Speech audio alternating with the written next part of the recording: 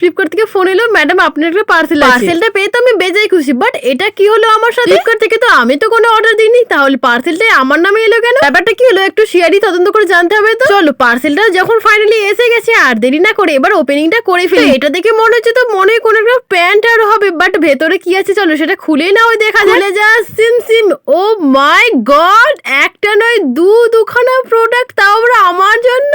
কিন্তু এবার ব্যাপারটা বেশ জটিল হয়েছে, কে পাঠালো আমাকে এই গিফট? তবে যাই বলো দুটোর কোয়ালিটি কিন্তু বেশ। চলো এবার এক এক করে পরে দেখি কোনটা আমাকে বেশি ভালো বানায়। হো যেই পাঠাক না কেন এত ভালো লাগছে এইটা পরে আমাকে, এটা তো আমি আমার নিজের করে রেখে দিলাম। ভালোই হলো, এটা পরে সকালের মর্নিং ওয়াকটা বেশ জমে যাবে। চলো এবার সেকেন্ডটাই ট্রাই করি, 1 2 3।